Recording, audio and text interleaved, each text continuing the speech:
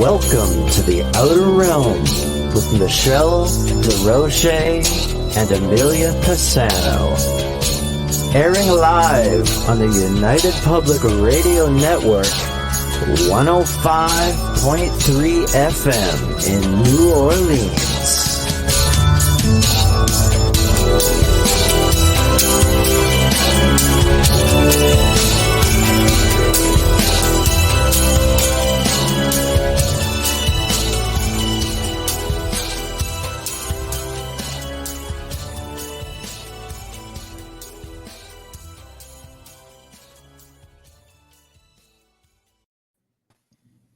Good evening, everyone. Welcome to the Thursday night segment of The Outer Realm.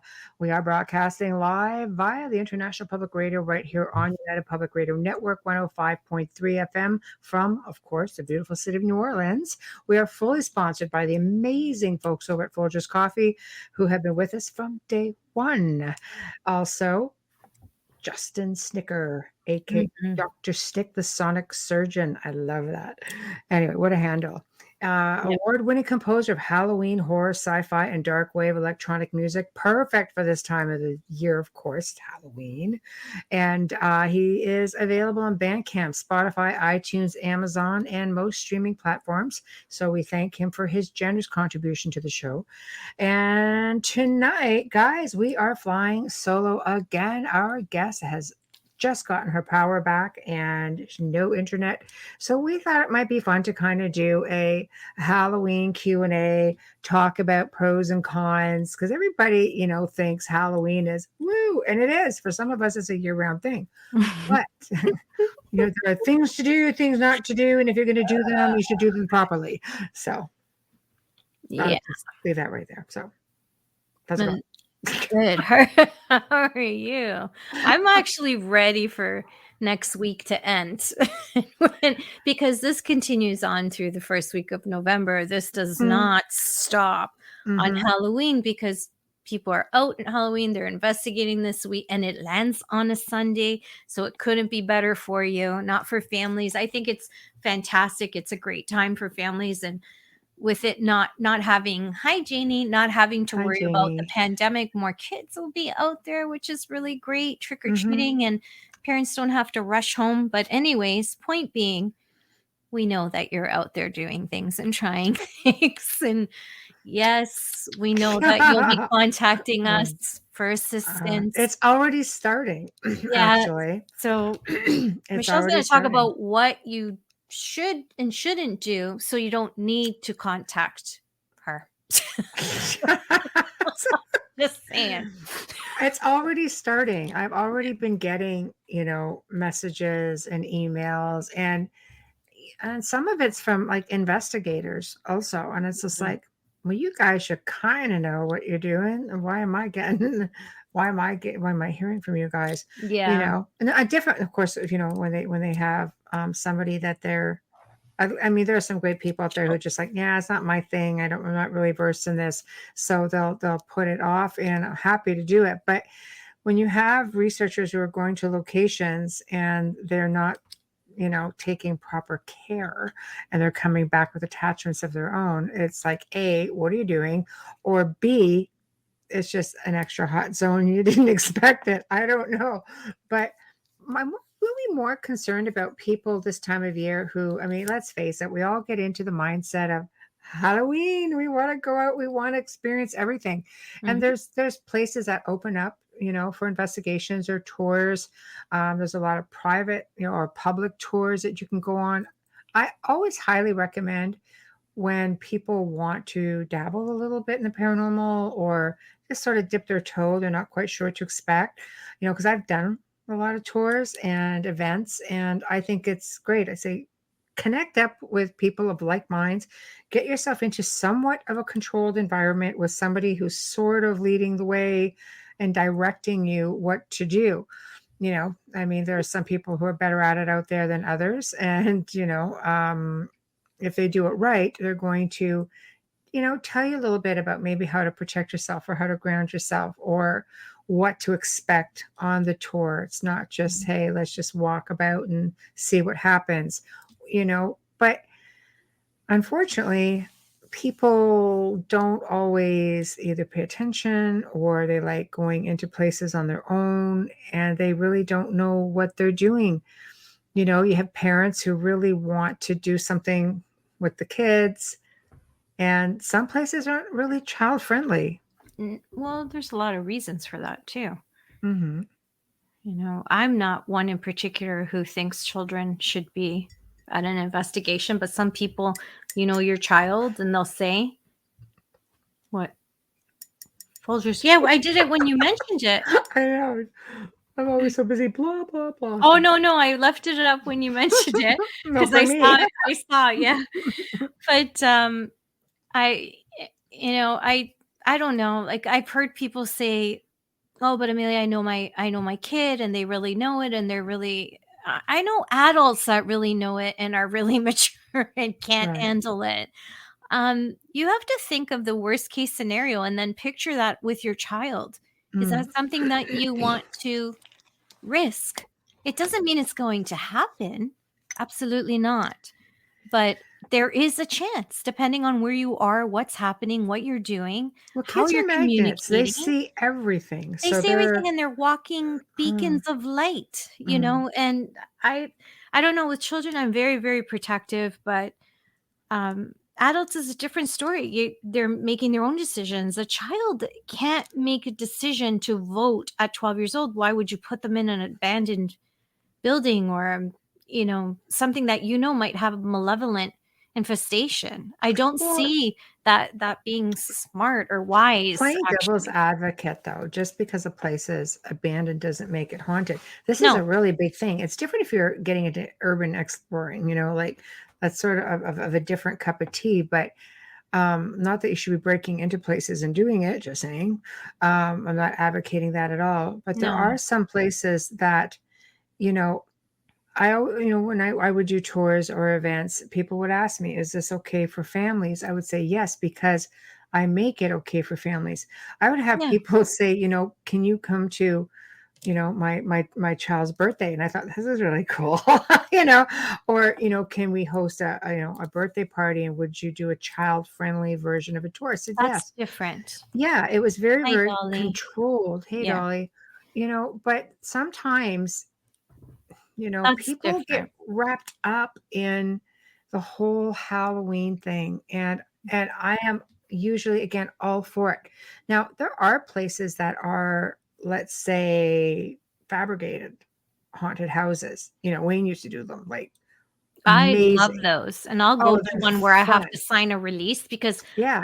I'm not I don't have fear per se, but I startle so easily. I Yeah, of will course. pee myself, like, seriously. Right, But right. I love that feeling, but Mm. I just and you can't bring children into those either.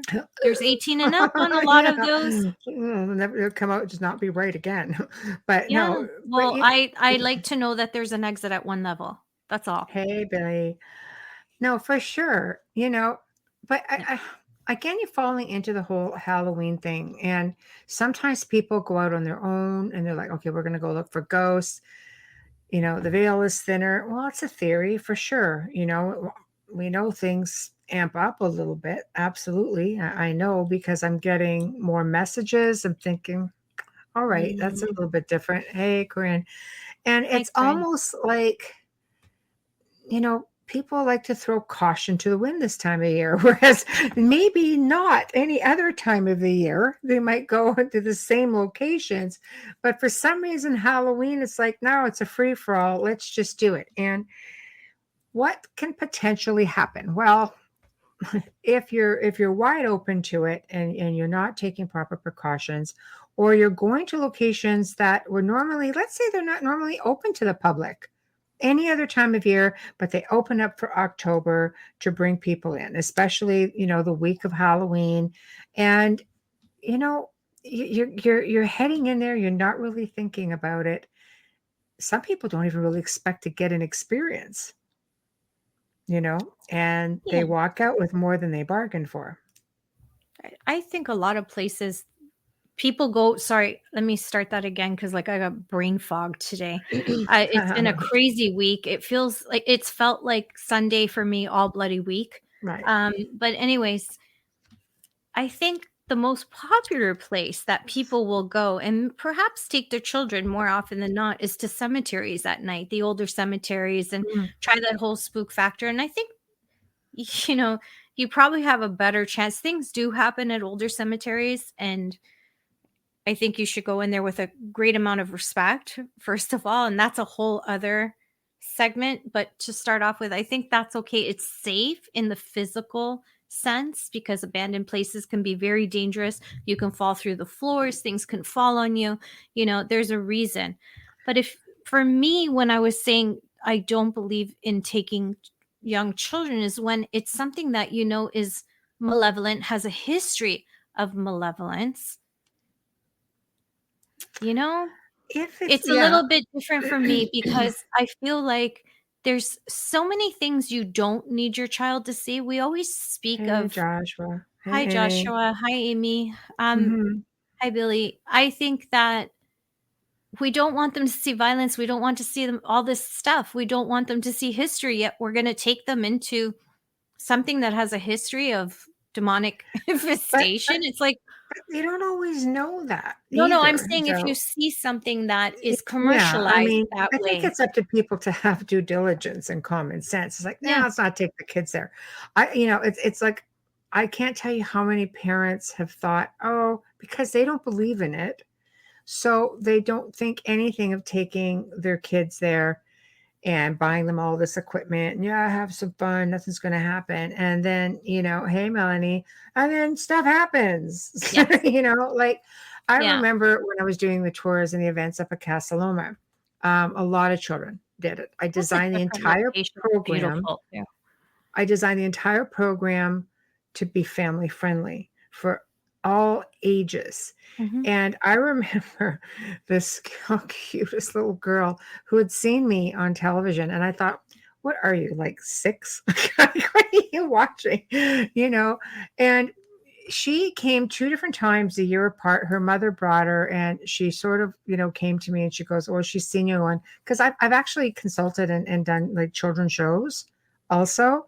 And she saw me on one of the shows, and she came up to me and ran in my arms and gave me this huge hug and wrapped her arms around me. And I'm like, I love you. You're just so I'm freaking taking cute. you home. Yeah. Oh my Love gosh, kids. right? She Yeah. was, I am your biggest fan. I'm like, oh my gosh, it just makes it so worth it. And Yep. a year later, she returned and peeked around a corner, and it was a surprise to see her. And I looked, and she put her arms out. So I put my arms out, and she ran up to me. And this child did the whole tour with me while their mother walked in the back. Mhm. And at one point in the tunnel, it was just full of water. At the castle, they have an Yeah. 800-foot tunnel for those who aren't familiar. And she looked at me and she says, "Michelle." I went, "Yes." She goes, "You cannot expect me to walk through that water with my new boots." And I was like, all right then. And I picked her up and carried her across, Yeah. my stilettos was going across.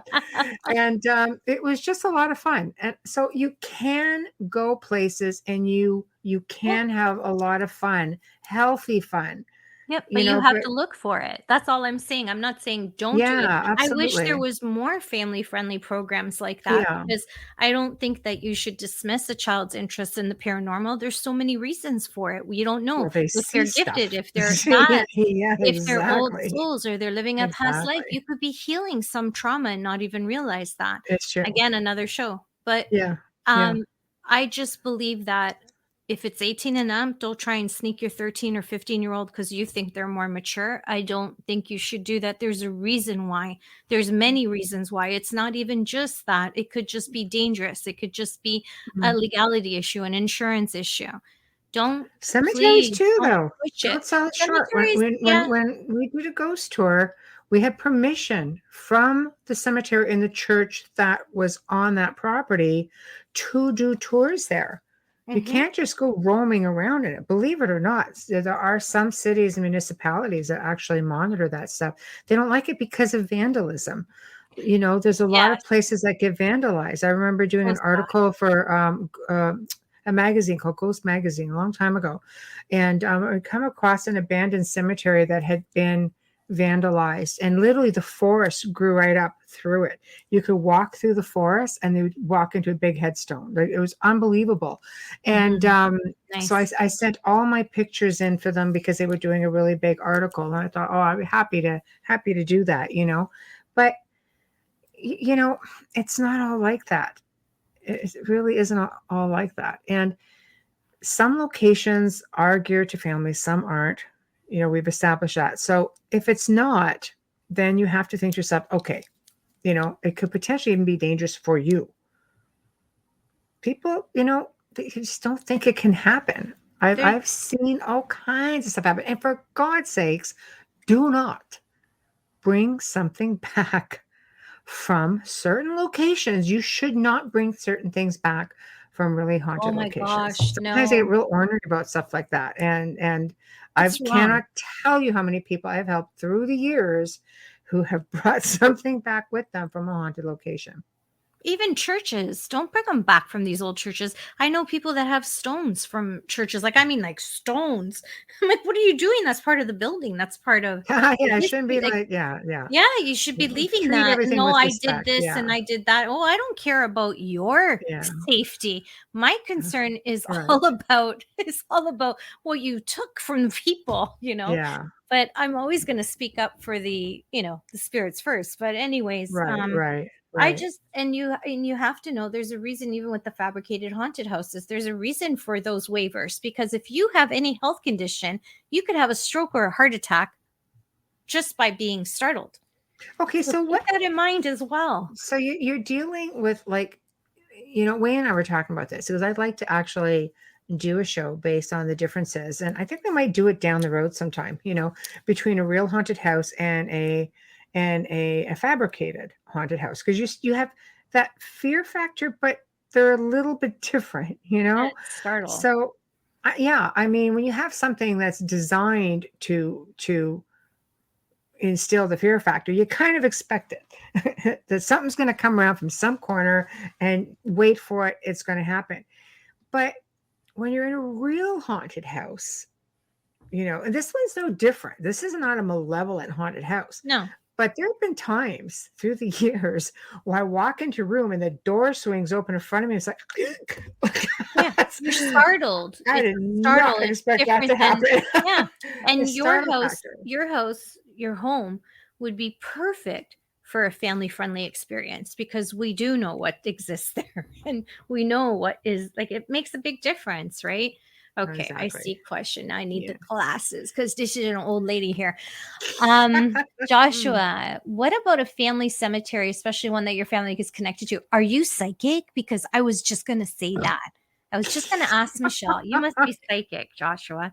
Seriously. I was just going to say it might be a good idea to do that maybe just during the day and see how they react before putting them into that whole fear mode of the dark night and the fog and the little lights and everything, right? Well, So thankfully, big cemeteries, I think with family cemeteries that are newer, you're going to find the gates closed when it's well, past a certain you time. you also have to think Yeah. about this theory.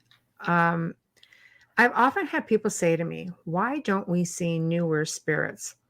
And as opposed to Victorian spirits or older spirits, there's different reasons for that, which would explain as to why you might find one in a cemetery now. You don't really there's not that many hauntings. I think in newer days, I won't say there's not that many hauntings. They're not as uh, heard of, I guess, as the older spirits. Older spirits, let's face it, life was harder. They were God-fearing people because religion was really instilled in people back then.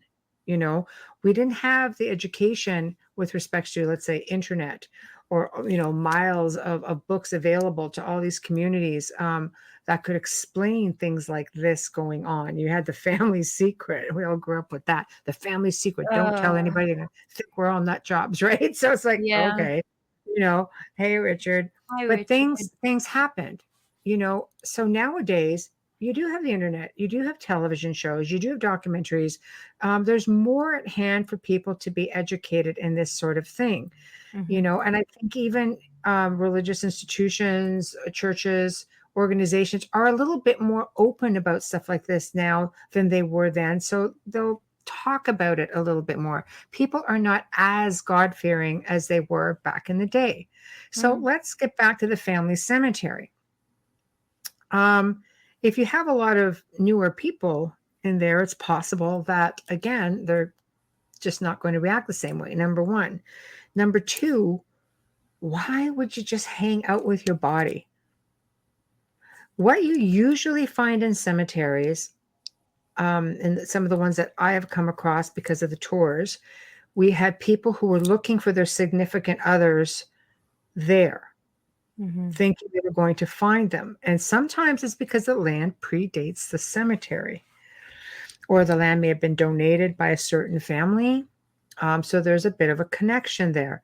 But realistically speaking, what you find in cemeteries are things that feed off of the grieving people who go in.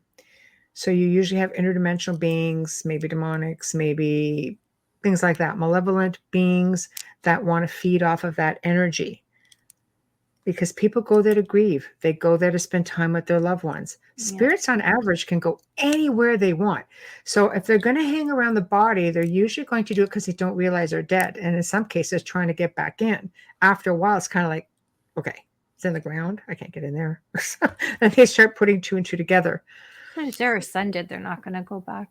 Well, they won't be there, no, at all. I mean, they might be there if their loved one is there, like for a little bit, but realistically, you could probably communicate with them a lot easier going to a place that they really loved a lot, as opposed to being at a cemetery. Although it's very important for you or your faith or your belief to communicate with them at a cemetery, it might be a good idea to let them know ahead of time that you're going. Yeah, there we go. And be careful, because mimics are everywhere. You have these beings Yeah. that want to feed off of that, and it's really important because they can latch on pretty easily. Well, hi, Amy. I want to go back to a comment that Corinne made before we get too deep into things, because she does this every year, and I love it. She puts a post every year. I post things about stuff like that also. It's really important. Oh, hello, ladies. It's getting closer to All Hallows Eve. Make sure everyone keeps their four-legged friends safe and inside. Amelia and Michelle, we don't want them spooked. We don't want them spooked. We don't want them hurt or stolen. Or stolen. You don't know what someone's going to do with them. Not everybody's a good person. No, exactly.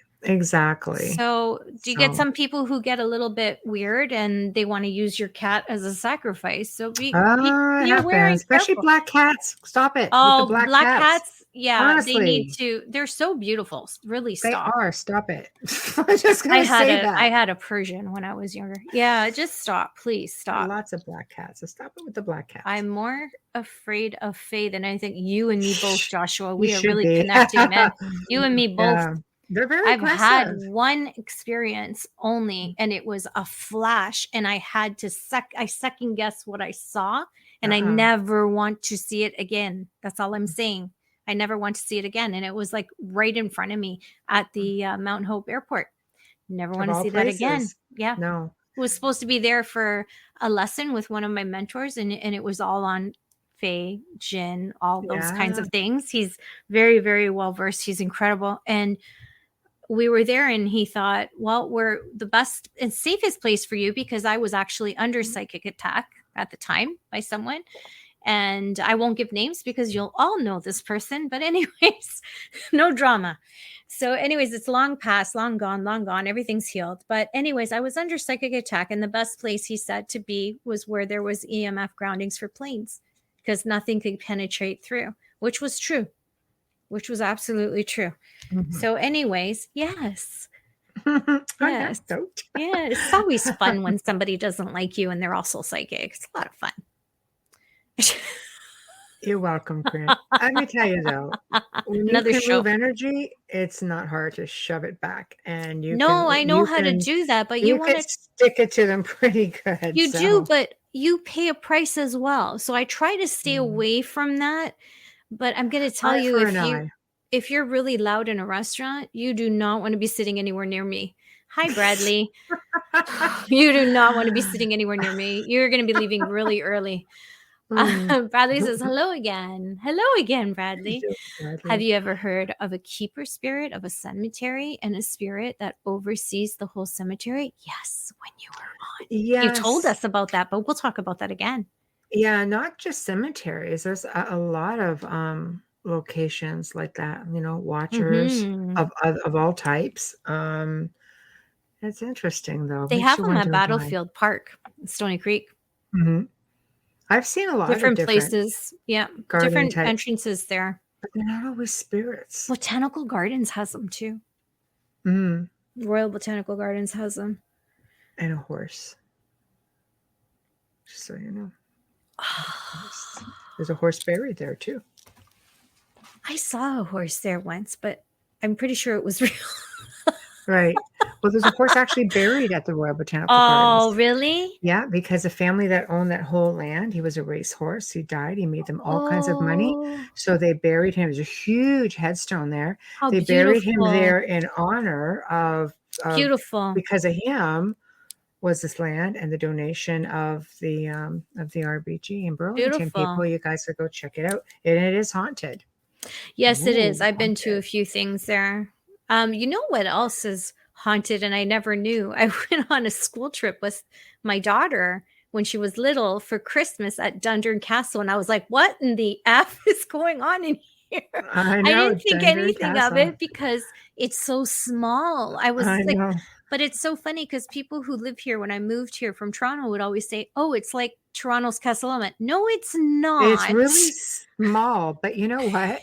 It packs a punch. Yes, Kayla. I don't know about if they have a horse or not, but I can tell you it's I don't pretty know. They loaded do with have the spirits. stables and they do have the They do have the carriage there stables, so in it's the very front, possible. Kayla. Yeah, Yeah, it's they true. do have Yeah. it there. But I would always laugh like it was the same line with Hess Village. It's just Mhm. like Hazelton. No. But anyways, it's okay. The cities are different. It's okay to be different. That's what makes you special. Mhm. But no, Dundurn is very small. You can get through it in no time. Castleloma is a whole undertaking. It's different. Casa has a horse, and Yeah. I will tell you guys a story about Casa Loma. This story was always held back because, and I'm going to say it now because it's completely irrelevant because it's under different management and everything else, and the curators are no longer there. There was a story that they wanted to see if the mediums would pick up. This is how they would tell who the real mediums were. So there was a story that one of Sir Henry's guests had stolen a horse from the stable. Now, those who knew the story of Castelloma, Sir Henry had a ton of horses. He built a stable that cost $250,000 back in the early 1900s, pre-World War I. That's over $1 million. Okay. Yeah. Oh, yes. Well And the over. tunnel went from there to the castle while it was being built. And there was another tunnel from the hunting lodge that he stayed in that went to the stables. And there was a third tunnel that a lot of people aren't aware of that I was invited to see when they found the entrance to it under Sir Henry's office in the library. There you go. A little tidbit for you guys. But this story was one of his guests had come to the castle, taken one of the horses. I think he might have been one of those. And allegedly took the horse through the stables now, or through the tunnel. And we're trying to figure out how he got the horse down into the tunnel. But apparently the story says he did. And people could hear this man on a horse. And I think the horse crushed him. And there was a fatality. So we do have, and it was apparently buried and hidden. And this is something that I had picked up when I first went there. And when I was asked to represent them in a paranormal way, and I was given the whole story by the curator. So it too has a horse because people have heard it. So And I just want to say Dundurn is a gorgeous, beautiful castle. it is. It And really is. and at Christmas time, it's stunning. If it's open and you have the opportunity, you live nearby the city of Hamilton, downtown Hamilton, please go, because they do a beautiful job decorating it. It just They smells do amazing tours, in there. everything. They do. I just don't know with everything going on right now if they're doing it. They And used to Tamara give you said, cookies. They would yes, bake them in the kitchen downstairs, and they yeah, would we give you a got them cookie when to we were there. sample. Yeah, Of ginger course, you know snap. I'm going to find them I because I eat know. everything. But Tamara said the stairs is a butler. The lion is outside at the Torturing back yourself. of Dundurn Castle. Dundurn Castle is such a stunning location in the It city is. as well, right on the water. It's absolutely beautiful. And for those who don't know, there is a connection to Camilla Parker Bowles / wife of Prince Charles. Hmm. That kitchen It's is her where I had family. my first experience. A lot of people I had their had one first there too. The experience there. kitchen, yes. And tell Yes. me, Kayla, was that the cooks? Did you see the cooks? I had the butler and I had a short, heavy set woman But who the I think was oldest probably part a of the cook. castle is right around the corner, down in the basement from the kitchen. It's where they would the coal storage, and I believe they had like an armory or something down there, They like took us there. gunpowder. And Yeah, but yeah, that was because exactly. of the school. Yeah, But that was also yeah, the place where I went in and the dolls, the room with the dolls. yeah, Remember I told you that story? yeah, yeah. Can I share it? Yes, Okay, Halloween so stories. Let's it's do it. Halloween stories. I There's love so this. many of Everybody's them. And sharing this their one, experiences. yeah, this is beautiful. And this is, you had the butler when working serving dinner there. Yes. I think Yeah, he might even be residual because a lot of people talk about him. Kayla, she was stirring the pot. Yes, definitely. It's really, but it's so warm and loving. It's not that no, it is. horrific It's kind of thing. nice. It's like, It's a nice oh, feeling. you caught a moment in time, like that's a gift. So I was there with my daughter. My daughter might have been about grade one, I believe it was. And so anyways, who was there with her, and we were upstairs, and of course I was in charge of a group of little girls, right? So we're in one of the daughter's rooms, and there's a room off of the bedroom, and it's like a play area where there was a little cradle and there's all these porcelain dolls and everything, and I'm in the room and I heard mama come get me, Oh, and I turned around and I'm looking for my daughter and I'm hearing giggles and laughter. Come play with me. wonder Come play that's a with little me. And I'm boy. like, come on, girls, we have Yeah. to leave. We have to go downstairs now. There was nobody in that room. That's all I'm going to say. There was no one in that room. And I was just like, Yeah. oh, for the love of God, right? Because that one just kind of, It's because I nicely heard haunted. the girls playing together. Come play with us. We Yeah. have the dolls. Look at all the dolls. They're so pretty. Do you love our dolls? But you see, this is one of those places that you could go as a family Yes, that is and get an definitely it. experience. I mean, we've all done the school groups there. I paid to send an entire classroom there. Yeah. It's It's fun. It's a lot of fun there. And Absolutely, they're absolutely. learning so much, and it's a different experience. It's a It loving is. experience. Mhm.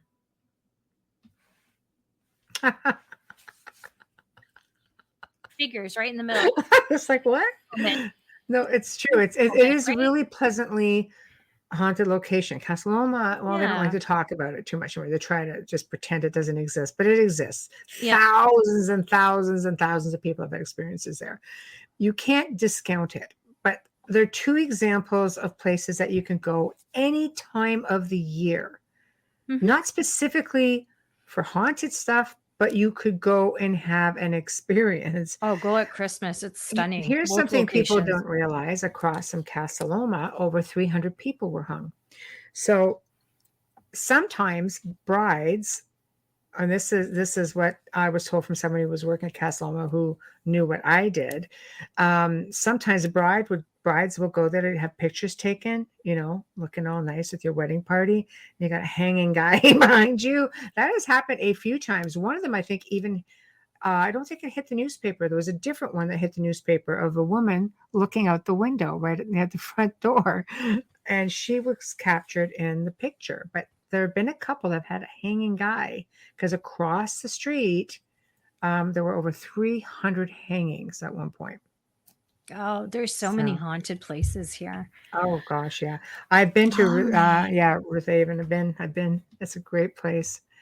Okay. White Hern, is that what it was No, called? Whitehorn's a different one. No, I'm saying, is it called White Hern? I was there for wedding photos. I was in a wedding party, Yeah, and it's beautiful. it was this time, Yeah. because it was like the 1920s. So it was this time of October. Mhm. We were freezing and taking photos outside. And I said, "Oh, there's a man watching us from the window by the door, the side light." Right. And the man, here's like, "There's nobody in the building." I go, "Yeah, there's a gentleman watching us take these photos. He's smiling." And he's like, "No, Amelia, that building's been closed since September 1st. I'm like, what?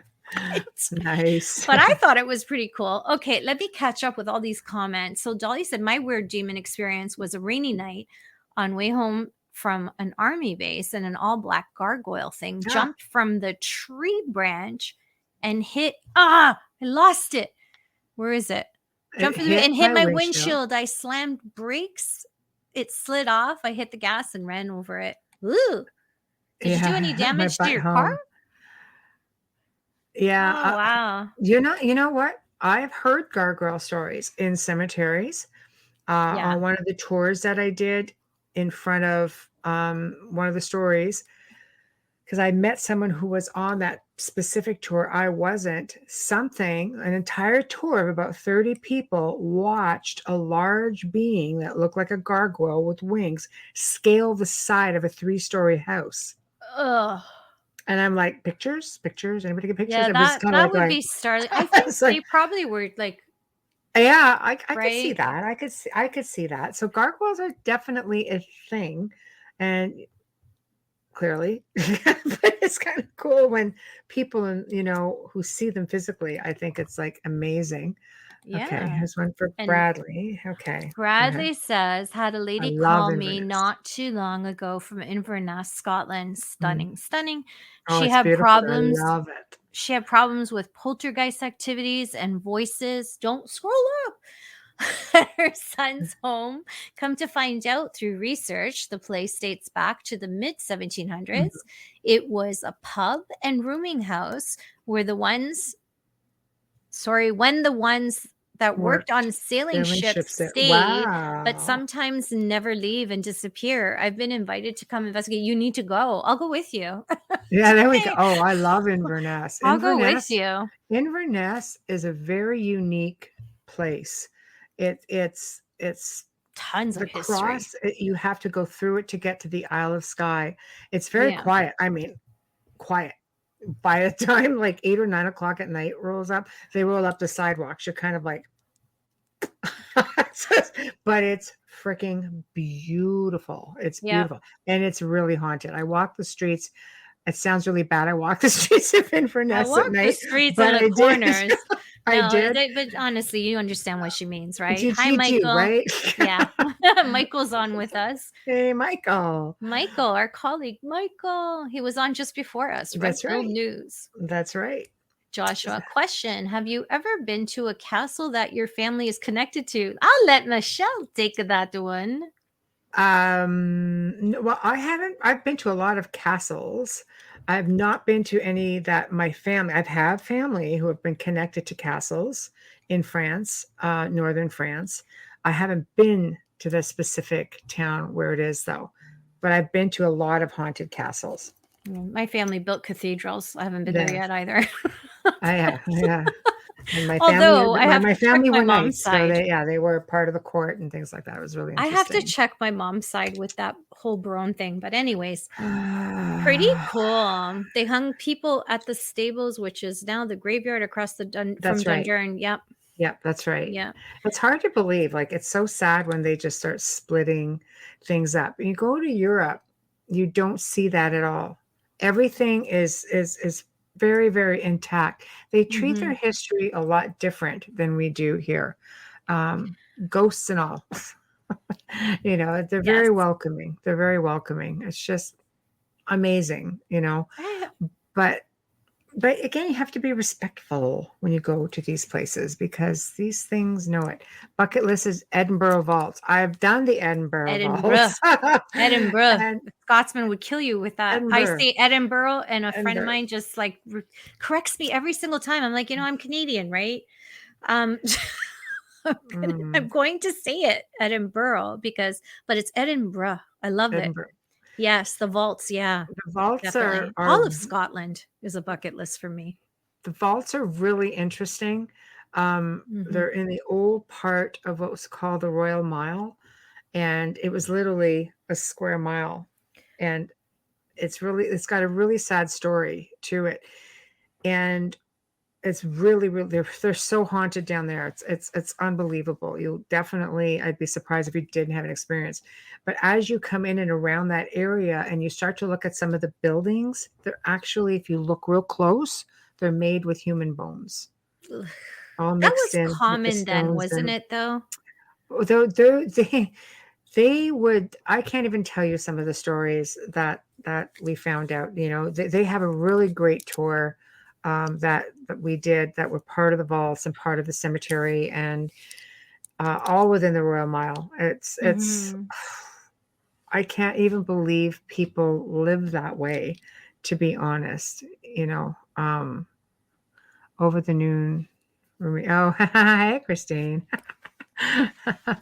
But yeah, Bone it's Depot, Michael said. Bone Depot. Yeah, Yeah, we most go of right Europe there, is right like there. that, though. You have them Yeah. it's France or Paris that has the caves with all the skulls. Well, you have the catacombs in Catacombs, Scotland. You that's what I have was them in looking for, that Paris. word. Yes. There are different parts of the world that have them.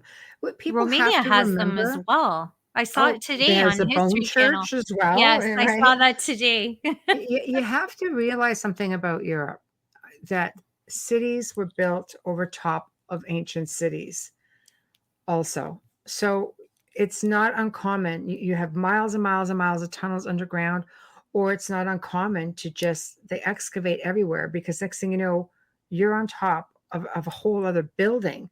And sometimes History. that building still goes way down. Mhm. It's like it's still completely a functional place. It's Yeah, insane. it's huge history, right? You're Oh, learning so it's much with it, and fascinating. it's Fascinating. important. It's very important. But I picked out a few clips on YouTube today while taking care of the little fur baby here. And I saw some of that stuff, and I was watching. This is different. I was watching the different names, Right. and for vampires, Dracula, Vlad, and what they call them in Romania, what they call them in Brazil, and how they're different, and where Nosferatu came from, and everything. And I was like, wow. But it was too long, because it was over an hour and I didn't have the time. But I definitely want to see the rest of it, because you always think of Dracula as Hollywood Dracula. Or Dracula, but you have Vlad Tepes, who's not, he's a real person.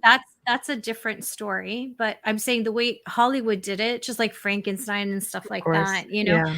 But I was so interested in seeing why they would put the stake through the heart, and why they staked them in the coffins. To learn all of that was really, really, it was really cool. I loved it. I could understand why they thought that they were either saints or demonics after death, because they assumed that the body would just disintegrate after it died. And when they would see the hair grow and the nails grow, they thought, oh, it's the devil's work. It's the devil's work. So they would stake them in their heart, because it was their core, their, I was going to say it in Italian, il corpo, but the body part and the heart, to hold them down so they couldn't come back to life and walk, living dead. Oh God, sometimes they would build entire cages over top of the entire. Yes. Wow. Hi, Wayne. Look who's here. What I find, Wayne says, what I find interesting is that countries that are oceans apart from one another have such similarities when it comes down to the vampires. You 100%. Would know that, Mr. Writer of Vampire Tales, exactly. Which is right behind me, that picture.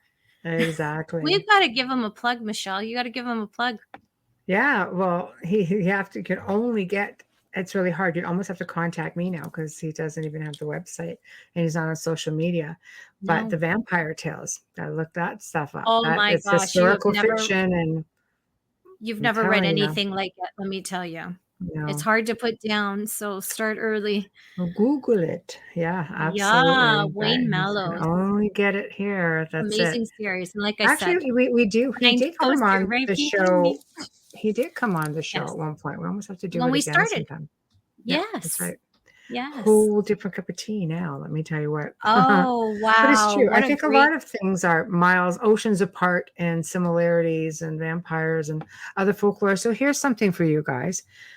What we know that, there are many interdimensional beings out there. We know that there are vampires. I mean, think about it. Mhm. Folklore stories start somewhere. I mean, of course, it's the fish that was this big that got this big. Of course, it's that sort of an idea. But where do the stories come from? Are these interdimensional beings? Because I've had researchers say for sure, hey, Jonathan, when Hi, it comes Jonathan. to vampires and even werewolves, that they are potentially alien races. So there's some food for thought. How do we know they're Almost like not a cryptid. interdimensional beings that come in? Because sometimes they go out and they're just like they're gone. They just Well, disappear. I think sometimes if people looked back further and they researched Mothman, and you might see an earlier sighting if it had been recorded, they Sure. may feel the same way about Mothman, right? Because he Well, almost resembles, like a cross between a werewolf and that stature of a vampire or an there's oupir. too many sightings. There's just too many sightings. So you just don't know that, you know, it's that's right, Tamara. Grain of truth within all legends. It starts Everything, somewhere. every It story. starts with a sighting somewhere, an experience. It's too many similarities from different parts of the world, oceans apart, miles apart, thousands of miles apart. There has to be something there. For us Yep, in the new world, a lot of this came with people immigrating here with their belief systems and their true. cultural folklore, their stories. But then we get here, and there's a whole other pile of stories that aren't that far off from our indigenous people. No, especially all their spirit people and all their legends and stories are so real to me. Yeah. Um, Also, what we see a connection in overseas as well, since Wayne brought it up, is hags. You have and the lady in white. Yeah. There's another one, the hags and the lady in Lady white. Any White, country you go Black Eyed to, Children. black-eyed children. Look at this. We're just like adding them up. I got goosebumps. I hate black-eyed children. When you said that, that is probably I feel for The Goat black-eyed Man. children what You have people are Pan. afraid of with clowns. Okay. That's all I'm going to say. Black-eyed children freak the living daylights out of me Right. because I don't know enough about them. That's probably why. Maybe if I researched it more, I'd be a little bit more relaxed. But Right. Joshua says Bigfoot usually shows up before or after UFO sightings. That I don't Um, remember. One of you're our not. guests may have said it. Yeah, you're not wrong. I have read that on a couple of occasions, but again, so does Mothman allegedly. Yeah. Christine says we have Goat Man here. You guys have Pan. We actually in the States there is a Goat Man uh, on a bridge, something along those lines. I don't know why I'm drawing a brain tooth, I've but there is, heard that. yeah, there is a story that goes with that also.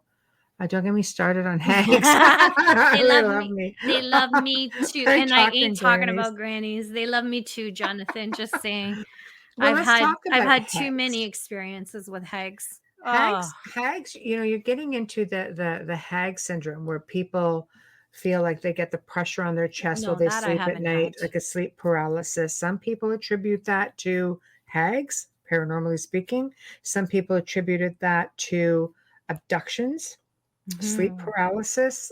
There's a lot of, it's all pretty much the same idea of what you're going through, but you're looking, three different explanations, and I'm sure there are more. But Yeah. hags are a thing, and they're I just haven't had those assholes. experiences. I've had up close and personal. Lucky Yeah. me. Lucky me. But anyways, it's it's not something you want to go up against when you don't know what you're doing. That's all Mhm. I'm going to say. If you can run, you flippin' run and find someone who does know how to deal with it because you have to be strong and you have to be able to fight back. Oh, see, black eyed Okay. kids. Oh, Chris, look for the. yeah, I just don't know. So Christine says, when the black eyed kids looked at us, it was like they were scanning my brain, but I knew there was a lot of emotions at once. Christine, do you think that they are entities, or do you believe that they are ET? The breath of a hag. Yes, thank you. That alone will send you back a few feet. But yeah, the black-eyed children, that's again, it's another theory that, some people believe they're interdimensional, other people just believe they're like demonic, which again to me is interdimensional.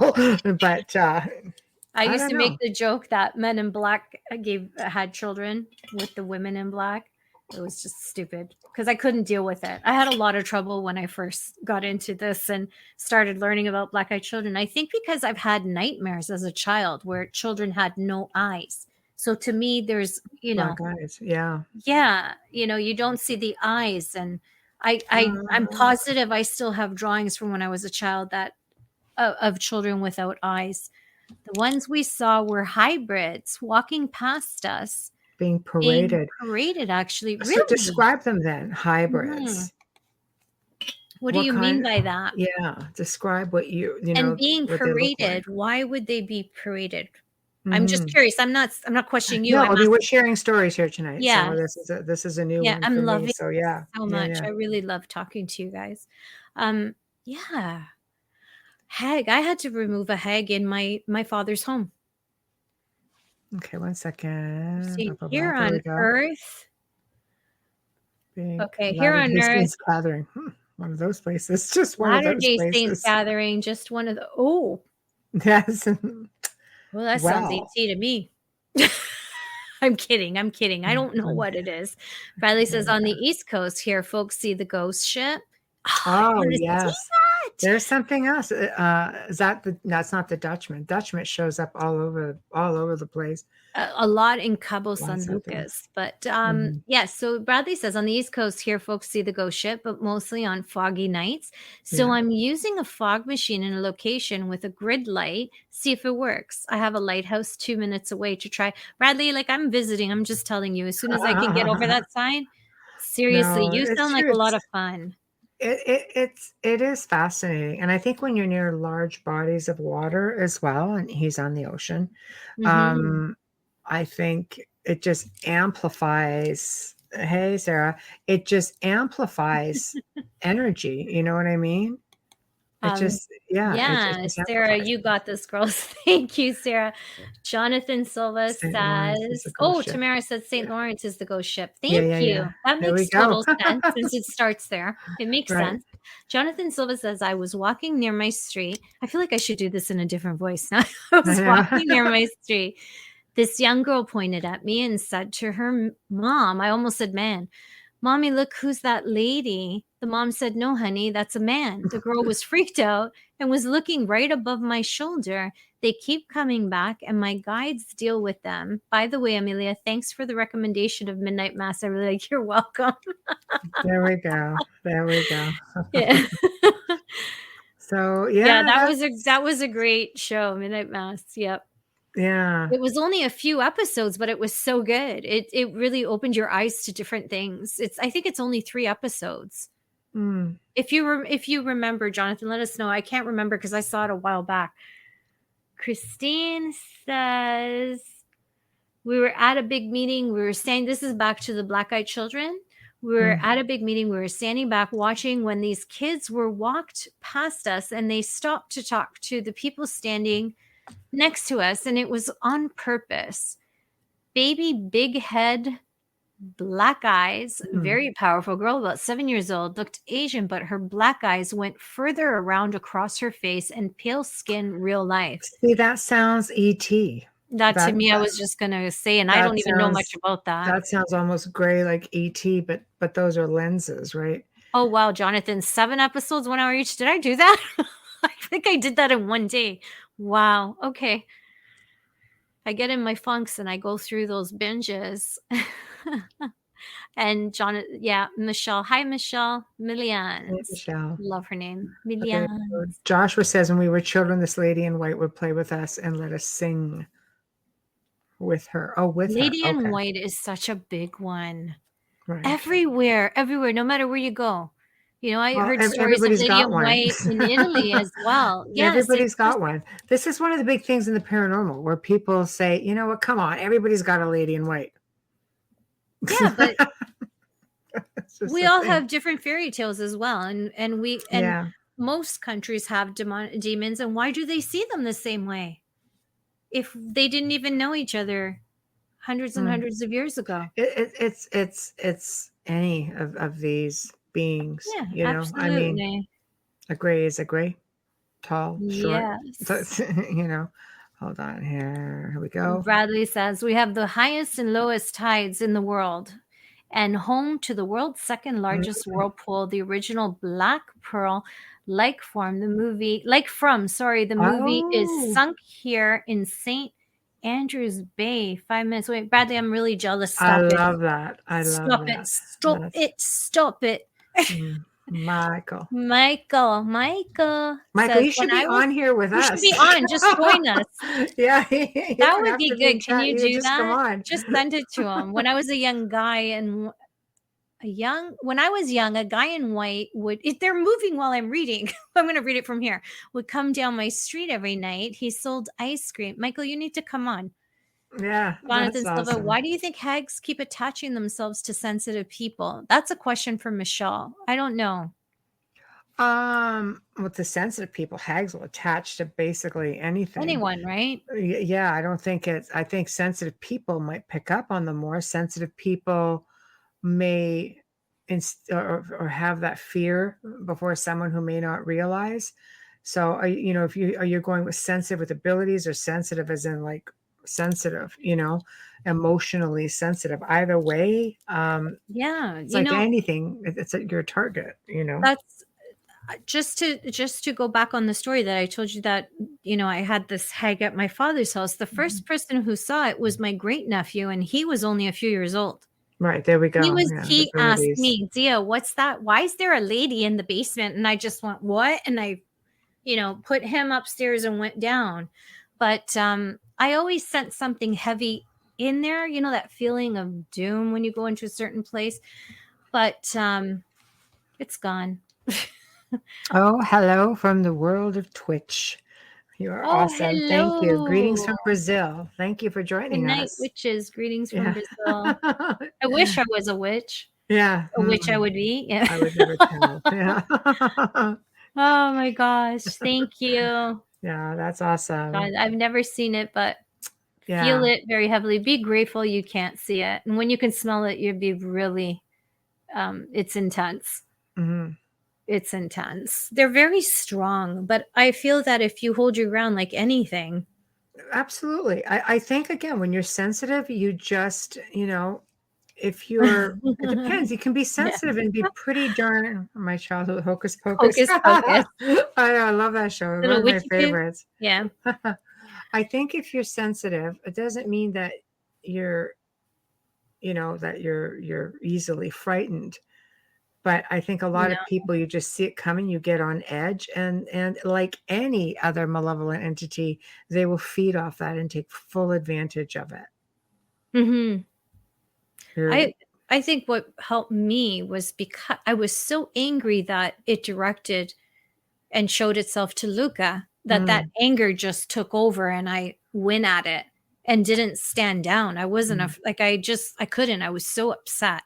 right. Like how dare you show yourself to him kind of thing.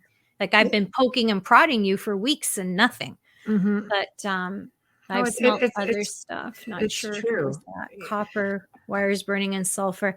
Yeah, I'd say more on the sulfur side. It's really intense. It's almost like sulfur and manure. Just saying. Mm. Well, But that's what, you know, alleged characteristics of, you know, demons per yep. se. So you have to understand, malevolent things cannot survive in a positive environment. It needs negativity to feed off of. This is why when they come into your space, they will get people arguing, they will pit people against one another. You find everything in your life goes wrong. They isolate you from the people who could love you and help you. This is what they do. They create Hmm. all of that because they feed off that energy. It makes them stronger. It makes you weaker. They don't let you eat. They don't let you sleep. You know, it's raise your vibrations. Dance, live, love, laugh. You hear me say it all the time.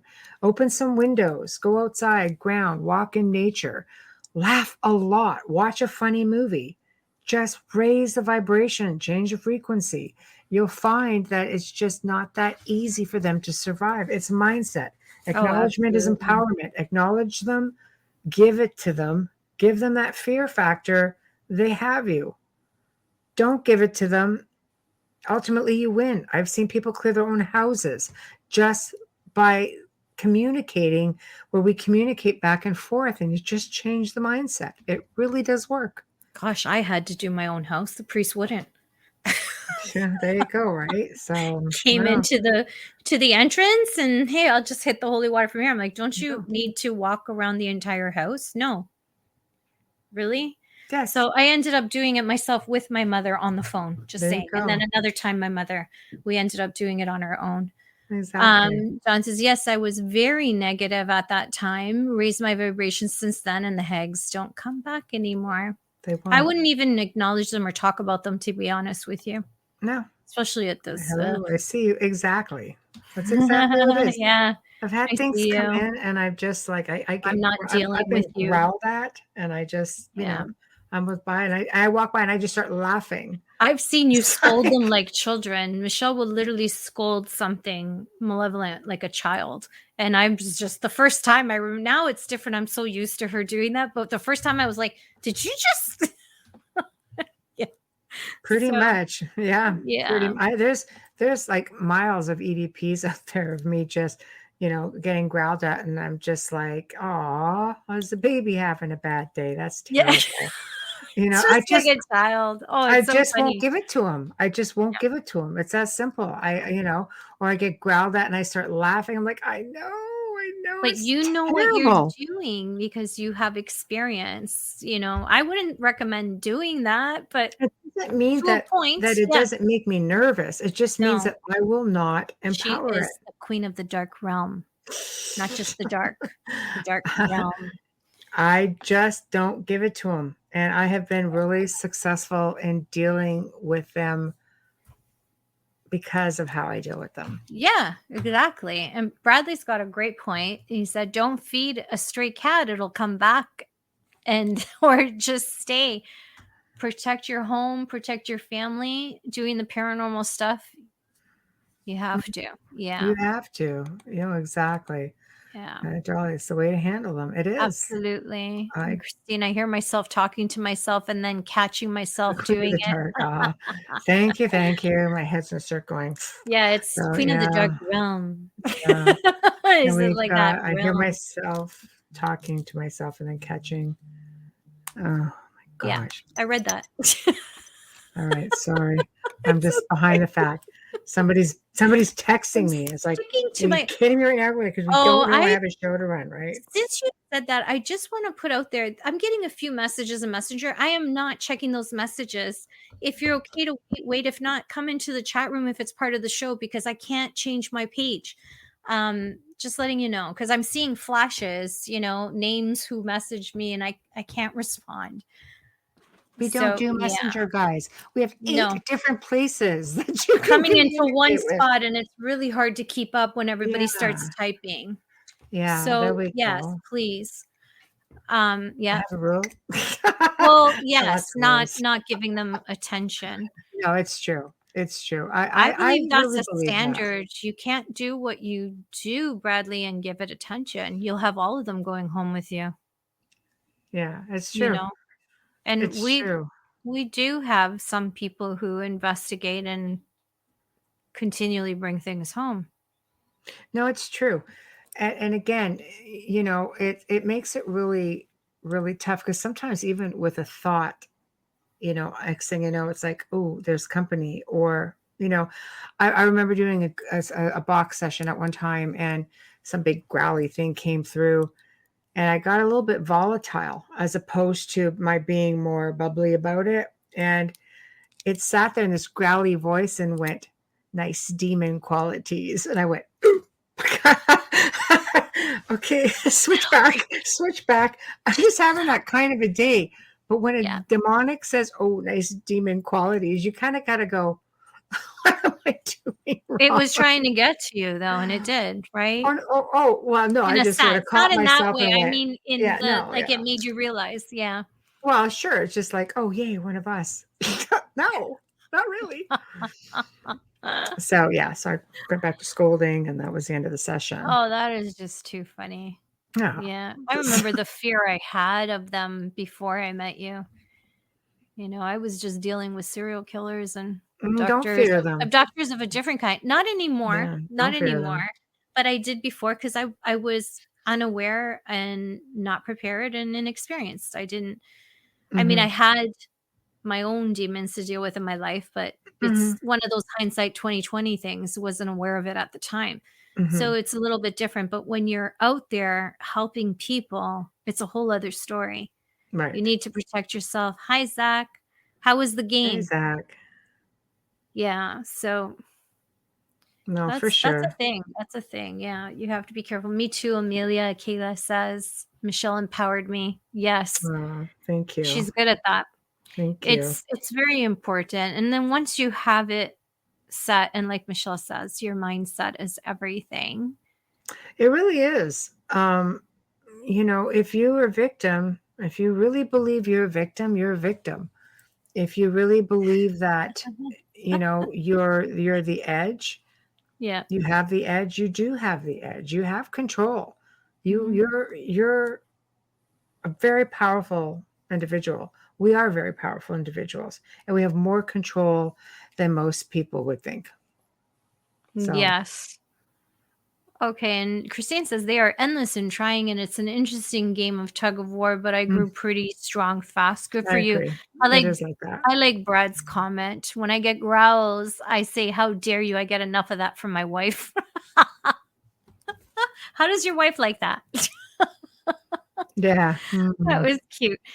Um, so Jonathan asks, how do you suggest we develop our abilities beyond just guided meditation? Mindset is indeed everything.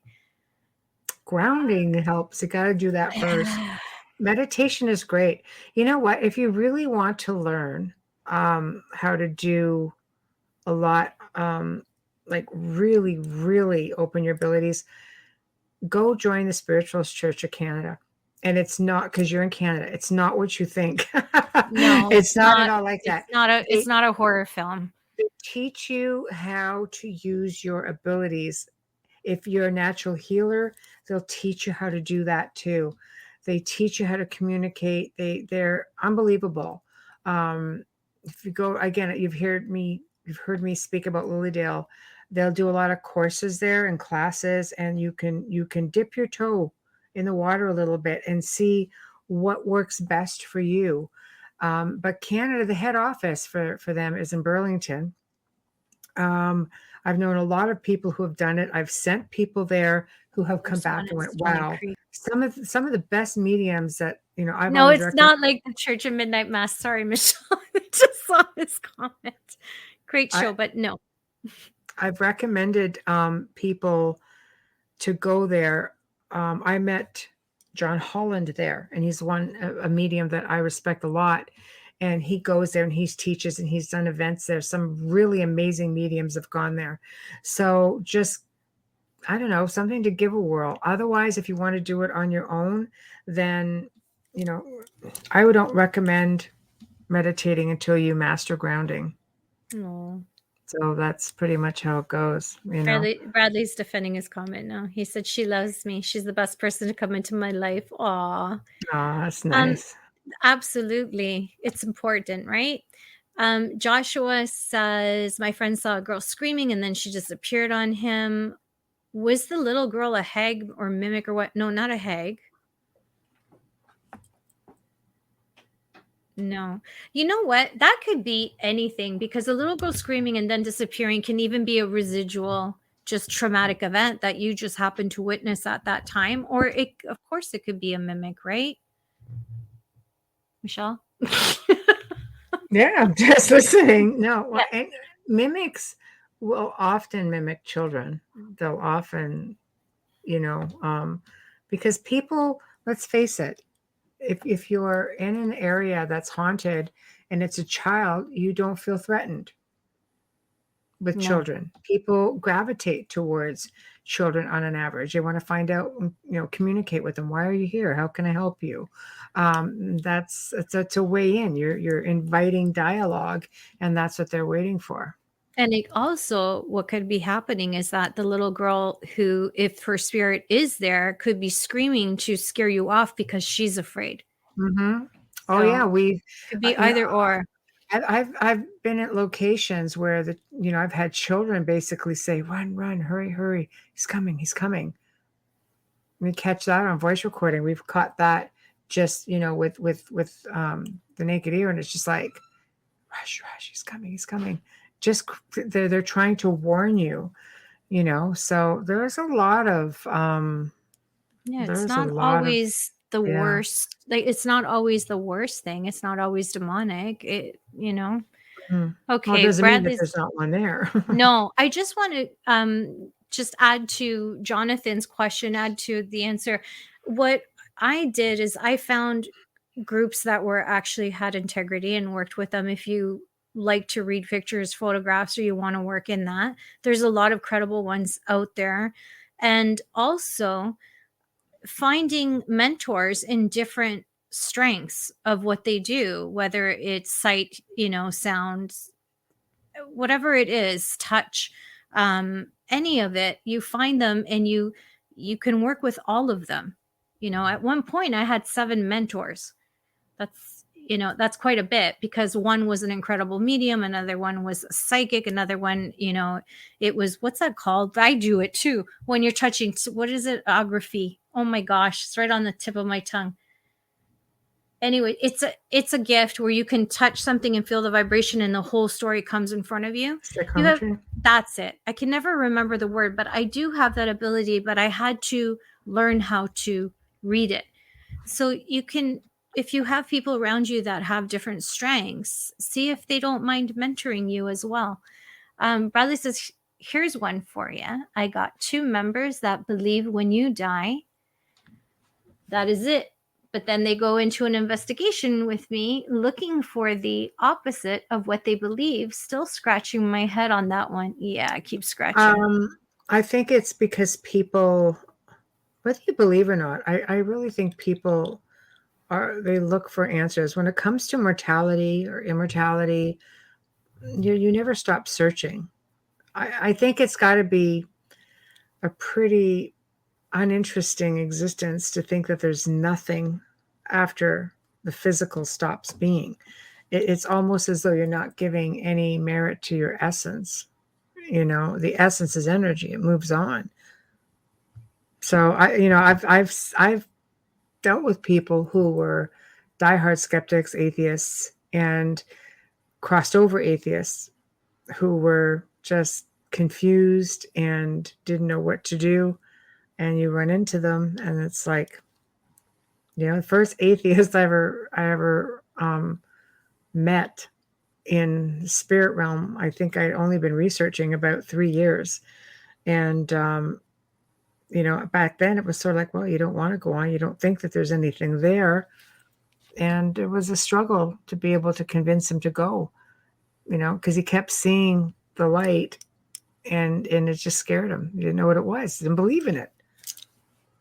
So what do you do, So I like Tamara's comment. Once you have heard the voice in the dark, it's hard to think there's nothing after death. I agree. But some people will tell you that it's residual. Some people or it's will outside. tell you, interdimensional. There's all kinds of different stuff, that goes with that. So I found when he was on Paltalk, good vibes. Yeah, Joe's a sweetie.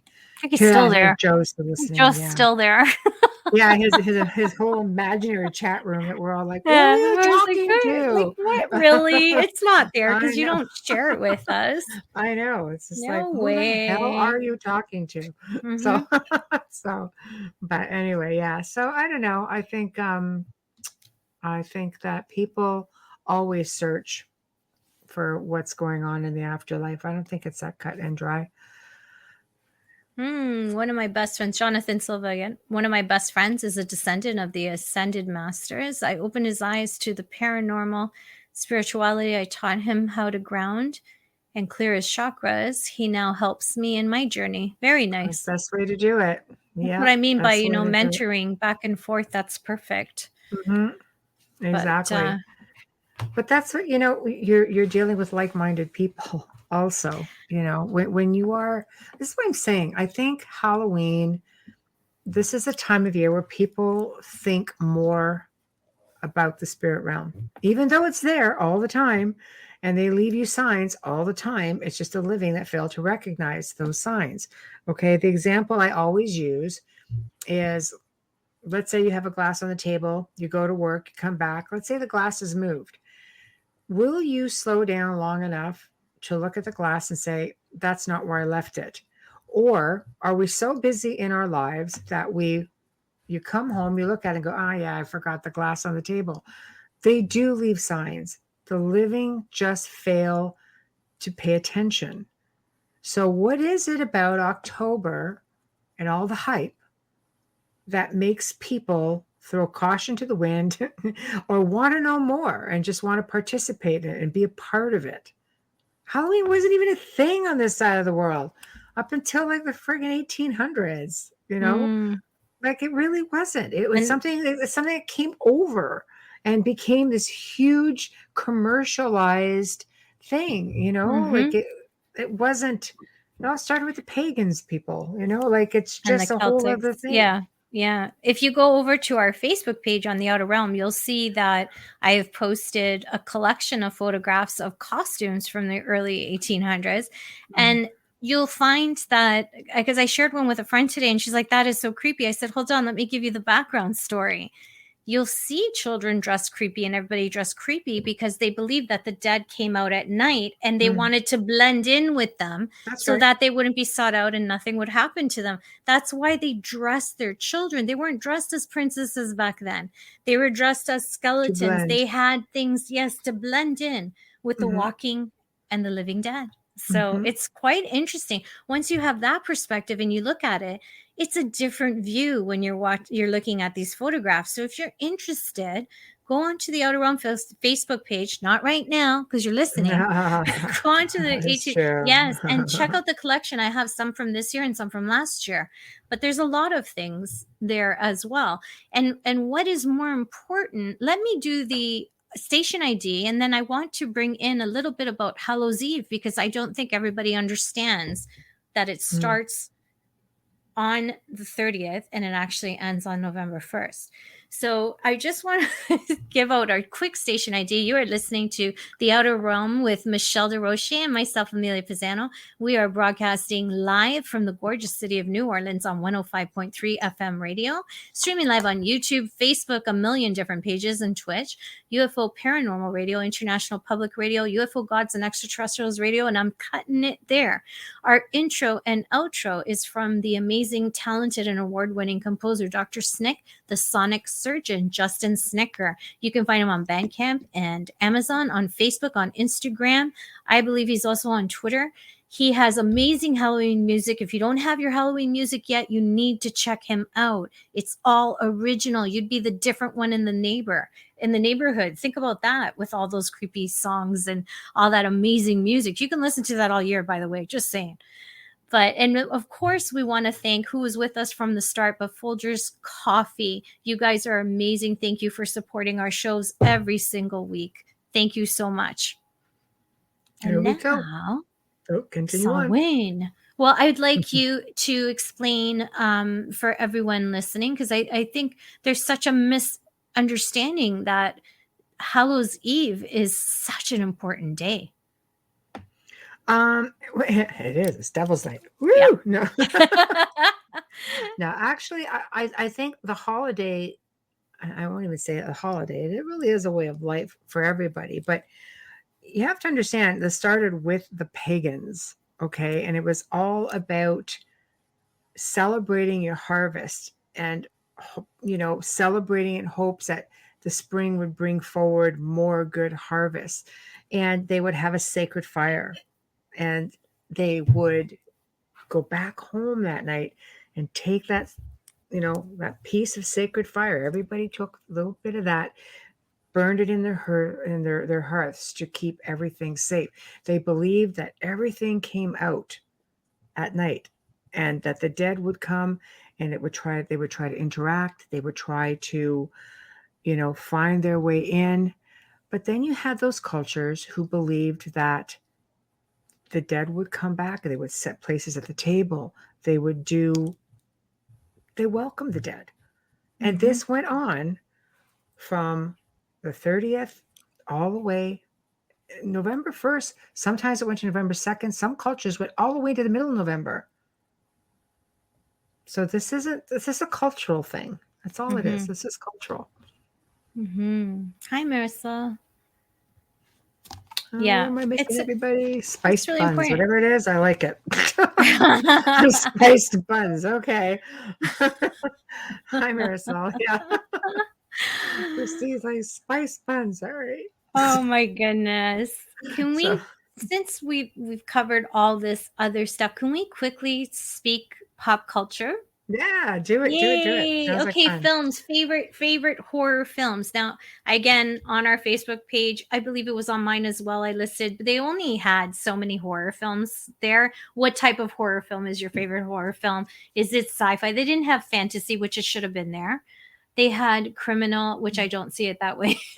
They also had slasher and gore, which I can't stand. Okay, so Elm Street, yes, that was one of the big ones as a teenager, wasn't it? Michelle and I have a common favorite, The Entity, from way back, and it's based on a true story. Yeah, I that's also true. I love that film, and just it was so compelling. What she went through was horrifying, just horrifying, and not in the sense that you think, because she was actually raped by several ghosts, several spirits, and it was documented. Was it Pennsylvania University? I can't remember who it I was. believe it was, yeah, and it was an incubus. Yes, it was so horrifying to watch. Yeah, it really It is. was terrifying, right, Marissa? And they have actual footage within the film, so it is worth watching if you can find it. And not the new Entity. We're talking Entity. What's her name? Was it Barbara Hershey? I believe so. Okay. Yeah. You have to Google it and look for it. You might be able to get it on YouTube, I It was believe. so well done. It was ahead And of its time, way back in the 80s. Yeah. But So I'm a big fan of The Right. I'm a big I was fan just of going to say, The Right was yes. really well done. And you'll hear from our Exorcism of friend, Emily Rose was well yeah, done. you'll hear from our friend Bishop James Long, Yeah. says that The Right is the most accurate, and he is an exorcist with the old Catholic Church, is the most accurate to what actually goes on with exorcism and how it takes place, and what you have to do to prepare before and after. So The Right is really great that way, and it is based on a true story. It's not too much fiction in there, and Anthony Hopkins, anything he's in, I'm going to watch, just saying, but yeah, he just did a phenomenal job with that role. That film was incredible. I personally don't like slasher films. I'm not big on it at all either, No. but I like the suspense of it. Like, Nightmare on Elm Street was good. The Evil Dead was kind of like the original Evil Dead for me was just freaking crazy. Because again, it's Yeah. freaking stuff in the forest, under the ground. It's that kind of creepiness, right? Like Yeah. Cabin in the Woods. It's kind of corny, Yeah. and it's that kind of like For that fear summer factor. summer camp film, but it's good. Not summer camp, campy film, but it's good. Yeah. I said this to you last week or the week before. Mm. I said, Michelle, you have to make time to watch the remake of Carrie. Why? Because it's better than the first one. And you heard that from me, and I will And not you don't stand usually down. see that. The second ones usually aren't really And I better than the loved original. the remake of Amityville, though, with Ryan Reynolds. I thought it was fantastic because we had an opportunity to, with what happened in the 70s and the 80s, with all the restrictions are lifted now. We have different ratings. We can go a little bit beyond restricted plus 18 plus, or 21 plus, so they can add more to the story. And I love the remake of Amityville. I do love the original, don't get me wrong, but I have to tell you, when it comes to Carrie, the second one is better than the first. The story is all about Carrie and her mother, so you get to understand more of what she really was. Yeah. Okay.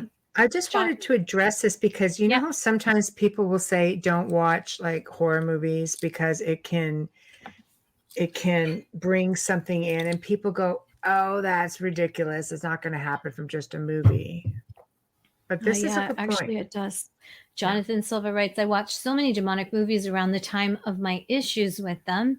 I think they amped each other up. The entities influenced me to watch it, and the movies amplified their energy and made me scared, which they fed off of course. Yeah. Yeah, I great, think great that's thing to contribute. Thank you. yeah, I think that's part of it right there. Um it's not so much that a horror movie can cause things like that. Again, it all comes back to mindset. Your Why are frame you of mind, watching it? Why are big you old watching it? vicious cycle. And the Yeah. one thing I told you that gave me the most fear wasn't actually a film. It was actually a documentary Yeah. on the haunting of Connecticut. The I saw the documentary was same better one. than the movie. It actually was better than the movie. I Yes. think the problem is with films, you start getting into, I always say they get, Hollywoodized because it's about the fear factor. It's about drawing in the CG. crowds. So everything gets embellished. But Yeah. if you've not seen the documentary Haunting in Connecticut, you really should watch it because it is so well done and it really makes you like, it's not exaggerated. It's really No, like not. the Like films, no. they participated. None of that stuff happened in the movie with the eyelids and the bodies in the walls. That didn't happen. Yeah. But just the demonic presence that they present in the documentary was enough to me to be afraid to go to sleep, which never happens. Not even with Mhm. the entity did that happen. Yeah. So, this is me who goes to horror films with my friends to Mhm. laugh, okay? Because I find them so silly. But, everybody's different. It's I see more than other people, so they're going to be a little bit funnier for me. Sixth Sense, I loved Sixth Sense. That was suspenseful, criminal. It was horror. It was all about mediumship, spirituality. It was a fabulous, Well, fabulous story. I wouldn't say it's like a great film, but it was a fabulous story. here's one that wasn't scary, but if you want to watch something based on spirits that's really, really well done, go and watch the movie The Others with Nicole Kidman. Oh, that was fantastic. Phenomenal, That was a phenomenal movie. phenomenal film. It Yeah. was so well done Yes. that you don't even realize, I don't want to give it away because it was just No. amazing. No. And partway in, you're like, what? Right? And just Yeah. like Sixth Sense, Yeah. you have to, and if you Yeah. watching The Others, or if you want to see the documentary on The Haunting of Connecticut, on the other side is The Haunting in Georgia, which is completely different from the movie as well. And it was Really well done. phenomenal. It was Buy the really DVD. well done. If you can find the Yeah. DVD, buy it, because I Yeah. guarantee you will watch it over and over Mhm. again, because I learn something every time I watch it. Mhm. And then it reminds me of something, or it teaches me something. Yeah, Nicole Kidman is phenomenal in that Mhm. film, but that film, you don't see it coming. That's all I'm going to say, because you can't say much about that movie without giving away the plot. Mhm. And That's true. now I want to watch it again. I It love that was a film. fantastic movie. Yeah. And you'll watch it the first time, you'll catch what's actually going on, and then you will watch it again. I own it. Mhm. I actually own it because Yes, it was just like, I also own The Exorcism of Emily Rose, and the reason why I own it is not because of the demonic stuff in the film, but because I love the courtroom and how they proceeded against the church. I found it so interesting. That was for me, seeing a defense attorney who, it's based on her story. It's her perspective, and the priest later, but it's her perspective. She handed everything over to a friend who was an author. So when you see someone who claims to be an atheist and defends these serial killers and some pretty nasty people with probably have a lot of attachments, and you see her side of the story, it's just so interesting. And then you have that little bit of fear factor going on with the whole demon thing, and then hearing all of that. Yeah, the right was very well done. But yeah, I have to agree with Michelle. The Others is unexpected and phenomenal. It gives you everything. It makes you laugh. It makes you cry. It makes you afraid. Yeah, it's phenomenal. And it's very comforting as well. It is. It is. It gives you a degree of hope. I don't want to give it away, but No, it's such Bradley, a you're great talking about film. the Enfield poltergeist. Yes. I believe that's what you're talking about. I've seen it. It got a lot BBC of just that. I does never things like saw more it. accurate. Yeah. I never saw that. Mm. I can't watch things like that. I'm not one who can watch investigation shows. And I'm not putting them Mm. down because I learned a lot from some of the shows, like what an EVP was, the basic stuff. I think it's okay, you know? No, I agree. No, I agree. You Yeah. do. It do. I Yeah. thought it was really well done. Just don't be a couch investigator out in the real world. That's all I want to say. Joshua says the only documentary I have only been scared of was the one that the entire town disappeared because ET something happened and that scared me. Yeah, because you don't. It's the fear of the unknown, right, Joshua? For me, anyways, with ETs, it's the fear of the unknown. Which film is that? Yeah, the documentary talking about the film. You're talking about the town in near the Yukon or the Northwest Territories up in Canada, or which is the other one? Or is that the fourth kind? He's talking about my favorite. The fourth kind. The fourth kind is they were all being abducted. Yeah, the documentary. It wasn't the movie. So the documentary. There was a documentary that spoke about an entire Inuit town that disappeared, and it was creepy. All the stuff that they had there. Okay, there's one in the U.S. Oh, Roanoke. Roanoke. Oh, No, that okay. Roanoke wasn't ET. Okay, you have to refresh me on that one. I'm not. I don't know I'm which drawing a blank one with that one. is. No, I don't know what Yeah. that is. He doesn't remember either. Well, no, Fourth Kind of Alaska is not a documentary though. But it was. But you guys got to be watching the Fourth I Kind. could see why you would think it. Oh, I still believe it's real. They keep telling me it's not, but I don't care. Yeah. I still think there is, like an urban legend, there is so much truth. Yes, Wayne, with the owls. Thank you, brother. Just saying. But you know what? Here's I got more calls and emails when Paranormal Activity came out. Now, the first one, I hated that film. Was better than all of them, and it was done on a $30,000 budget. It was low budget, but it was good. You thought it was real. You thought it was real. That's just thing. People kept messaging me, asking me about it, and I said, the story itself is not real. However, the different stages of a demonic infestation was real. It's basically all about, from start to finish. It played with the Ouija board, things that are going on. It's the invitation, it's the oppression, it's the infestation. It was really, really well done. Well done enough that honestly, people are like, oh my God, is this real? Where is this? I'm like, no, it's not real. It hard because that was the first time, other than Blair Witch, that you saw a movie with a person behind the camera and them interacting. That's right. It was perfect timing on their end. They were out at the right time, and the story was good. After that, like most movies, it just went downhill. You know what's a really good film, and it was better after the first three, was Rings. Just the word Rings, not The Ring, but it's the same base story.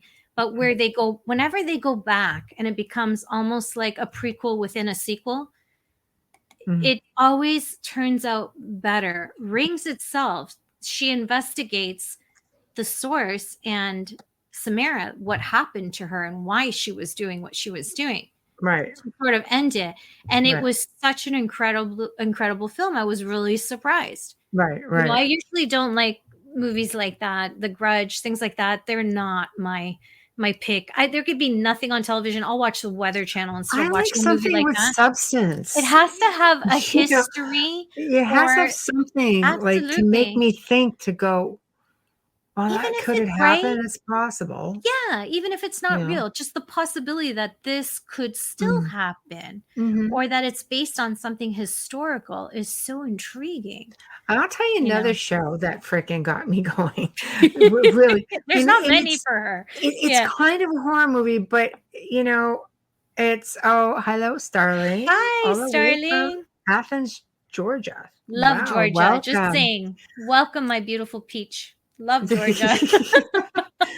The movie The Cave. Have you watched The Cave? I'm sorry. What the freaking hell were those things down there? It's like, I don't know, But it was like, it reminded me As Above, So Below. Frickin' stuff down yes. there that was just like, And you have to okay. watch it Or twice. like the The cave is pyramid in something that you Mexico. have to actually go back, right? Oh yeah, You have to I'm actually just go back like, and watch it. yeah, There's just some, I'm I good. just don't like films that you're watching this all the I know, time. I no, hate it. That's why I never made it yeah, no, through. no, I no, never no. made it through Blair Witch because of Right. that. But I will Oh, The tell you, Descent. That's what it was. the Sorry, Wayne. descent. Yeah, I knew what you were Right. talking about when Okay. they go down into the water Because you're cave. my compadre, you automatically know what I'm talking about. Nobody We else is going, finish each what? other's Because sentences Wayne like an knows. old married couple. I Just know. saying. I know. It's so funny because someone said to me, like sometimes I hear you guys interrupt each other. I go, no, we're finishing each other's sentence. There's a difference. There's a difference. It's just because we Oh, talk every day because of work and that. But yeah, I love The Descent, but I feel that you have to watch it. yeah. I love the story of the Bell Witch because it is real. An American the Haunting. movie. Not The Bell Witch was said to be the very first documented poltergeist case in the United States, with the story of John Bell. And it was put in a film called An American Haunting. And if you haven't seen it, I love Donald Sutherland, so I actually really like the movie. But it was really, really well done, and it's called An American Haunting. You guys could probably find it everywhere now because it's a bit I think of it's an on older Prime movie. right now. I think it's See, on Prime. Joshua, I know it was in Canada. I knew it. I know. Yeah. I know the exact town you're talking about, where the dogs were frozen in the ground, Oh my but God. everything only inches away from food, literally, and everything there was torture. But the thing is that everything was still going on. Right. See, there we go. That's right. I mean, there were fires there. There was food. It's like they were just there. And a neighboring town had actually reported seeing lights in the sky above that town. Right? Right, Joshua? Is that the one? Yeah, that's the one. I know it. And Bradley says, like Annabelle. Nothing's like the real Annabelle. She's interesting. And Michelle's met her. She's very interesting. We'll leave that right there. But yeah, and she looks a lot more harmless than the other one. I remember Donald Sutherland mostly from Invasion of Body Snatchers. I know, it was another good one too. The Mystery of the Missing Village, west coast of Vancouver Island. Was it there? No. This was up in northern Canada. Like it was an Inuit village. We actually covered it on the Gray Zone. Joe and I talked about this on the Gray Zone Uncensored, which is coming back November 6th, by the way, people. We've had to take a bit of a hiatus, a lot of stuff going on, but we actually spoke about that case when we did our disclosure series. We probably went about 6 to 8 weeks on disclosure, post disclosure, and it's a fascinating story, and there was a documentary done about it. Is it Angakuni Lake? Yeah, sounds like it. Lake Angakuni Village, Unsolved Mysteries. Yeah. What happened to the Inuit village? Yeah. Yeah, it was Manitoba. Northern. Reported there was a newsman in Manitoba reported the existence of a small Inuit village right off Lake Angakuni. Yeah. Wow. Yeah, it was crazy. Right, Tamara. It's a freaky thing. Like, it's believed that people may have inhabited the village afterwards, but the original people and the way it was left and how the neighboring village could see the lights in the sky, to me was just like, it was crazy. Yeah. Jonathan, hold on. I'm gonna here it is. Put that on our page. You don't have to copy and post it. There it is, right there. Paranormal Activity was based on a true story. The actual footage is not real, but an element, even 1%, was based on a true story. That's why people thought it was real, due to the marketing of a true story. Well, it's so hard to say, based on a true story, because that is all the typical. I was just going to say hauntings, real, right? Genuine demonic haunting or oppression infestation is pretty much going to go with that. And there's usually always two endings, which is why they show two endings. One, usually if it's an actual case, like a real case, believe me, there's less out there than people think. The person will either commit suicide because you get into possession. Possession doesn't happen that often, so they'll either No. commit suicide. It has to end with a life, whether it's your life or whether you take the life of another. So you see, they had two endings. One was deemed a suicide, and the other one, she just sort of went missing, but killed the person that she was with. I don't remember the stories, like way I back. don't remember. I didn't watch past the first I one. couldn't even get into watching them all. It was like watching Joe YouTube should go over videos. it again. We actually can. The Village, yeah. Yeah, we actually can get back into it. We have a lot of really good stuff coming up on Grey Zone. But we could probably touch on it again. We can do some recaps on some of the favorites for the show, but that was one of mine. Actually, I really, really, really enjoyed researching it. It was just an amazing. It's one of those things that leave you going, wow. Yeah. For real. Wayne says the movie The Thing terrified me in my younger days. They have a remake of that as well. Everything gets remade. Nobody's got. But I don't know how that is because I can't. I don't think I watched it. I don't know if it was good. Yeah, but Carrie remake. Oh my God, so much better than the first one. Just saying, just so much better. Sometimes they do. I like it because they pull the story out all about her and her abilities and more about that and the naivete between the two of them because of the Christian faith, how strong it goes in deeper. That's why I think I like it, that sort of investigator detective mind. I just love that it gives more substance to why is she just doing this, See, there's one thing about this time of year, which is what I love, is it is the movies. It is watching. Like right now, if you look on DirecTV, you've got all the different paranormal programs, but not enough of the older or this horror movies. I love that stuff, but it's like having Christmas movies at Christmas. It's like Halloween movies. You just want to, and I don't mean Halloween all the time. It's just like no,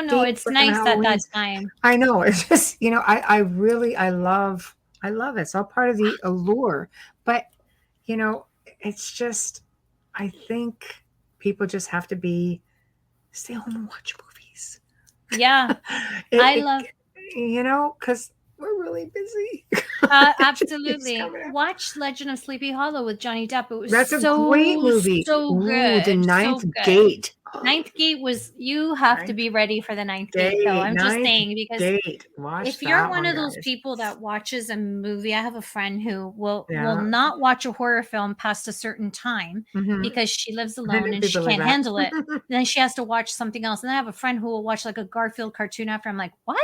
But anyways, why kill it? So she'll watch them during the day. So we used to go watch horror films at the theater during the day on her day off. The afternoons. But anyways, I lost my point. Well then. Yeah. Oh, but Legend of Sleepy Hollow is really, really, really excellent film. And if you're looking for a family story, everybody knows Beetlejuice, right? Right. Yeah, The Entity was a really good one, right, April? Yeah, we talked oh my about God, that one. It was phenomenal. Zach talks about the It films. I'm not into the clown films, but I agree it was really well done. Again, because we have more liberties in filmmaking and less restrictions. So, and then the CGIs and all that stuff really adds to the film. Right.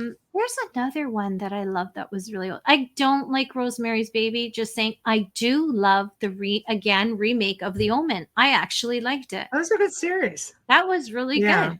Yeah, it was really good. I love the remake. I love Julia Stiles as his mom, and they just went a little step further with it. Beetlejuice is a fun family film.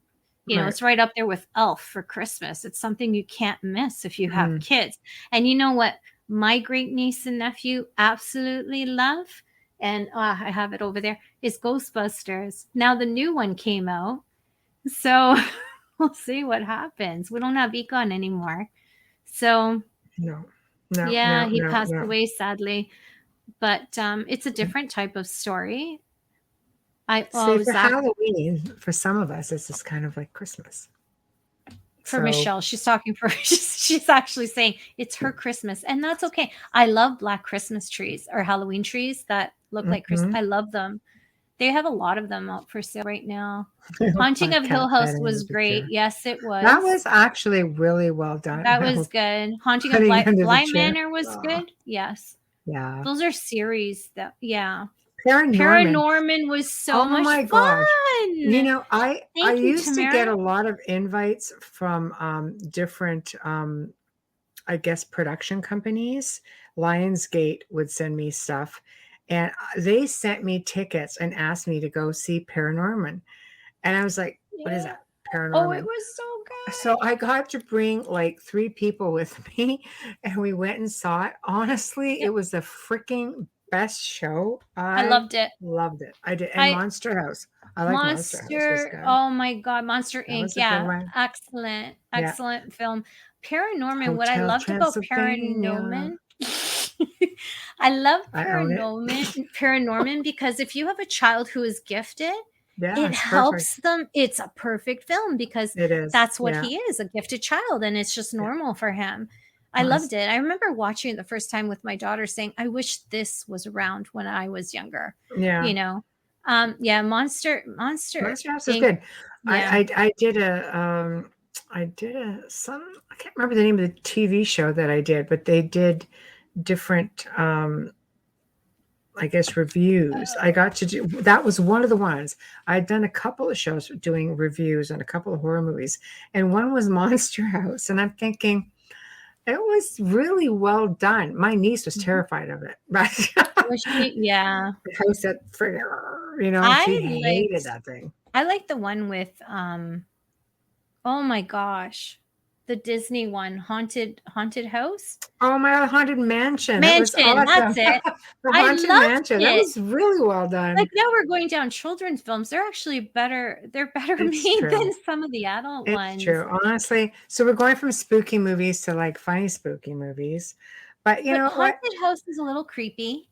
I Yeah. think you have to be maybe 11 and up. Frankenweenie. It was awesome. Frankenweenie was so funny. It It was was good. so funny.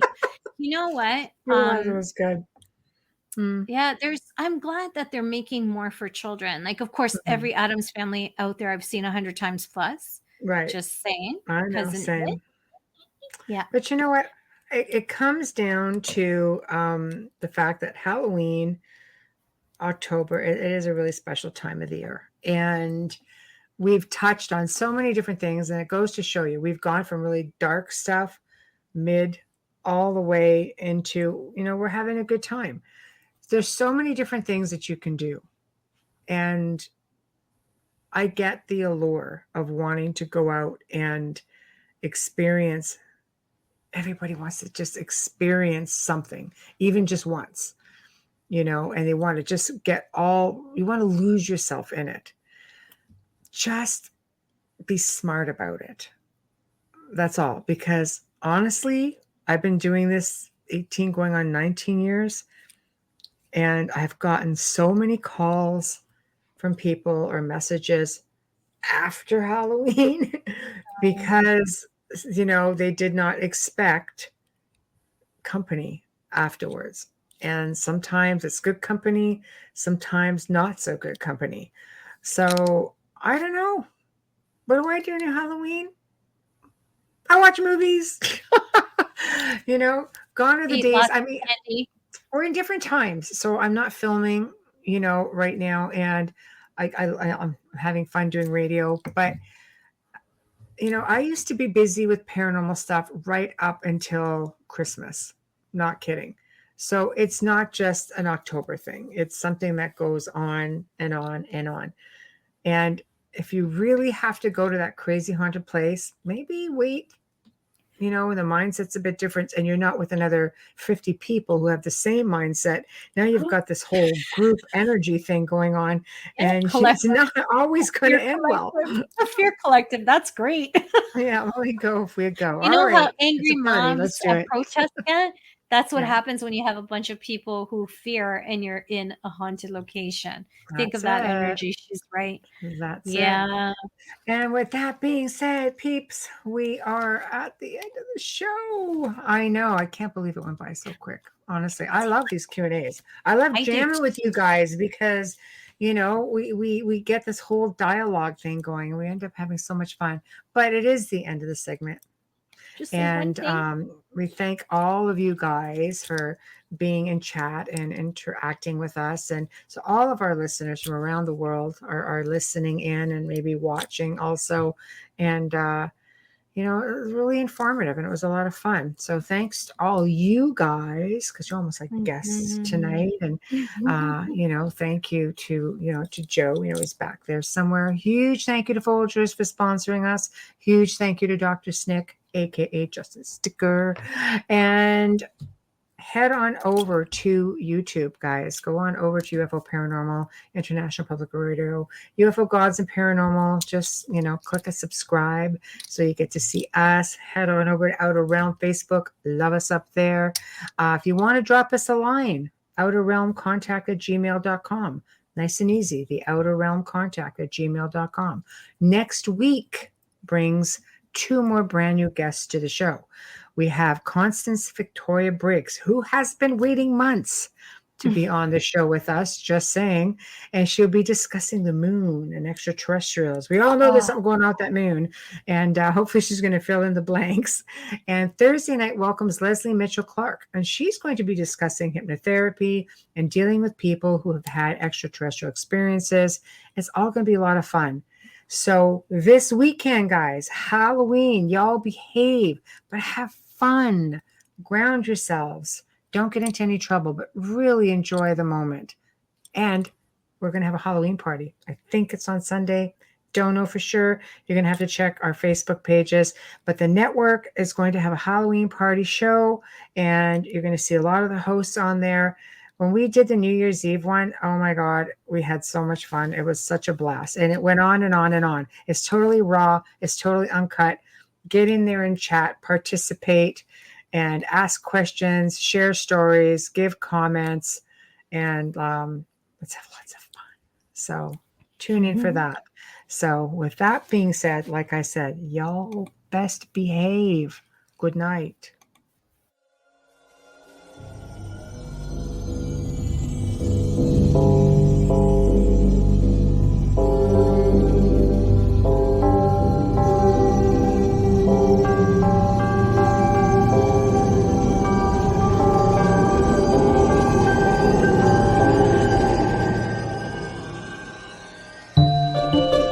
You have been listening to The Outer Realm with Michelle Desrochers and Amelia Pisano, airing live every Wednesday and Thursday evening, 9 to 11 p.m. Eastern, 8 to 10 p.m. Central, on the United Public Radio Network, 105.3 FM in New Orleans.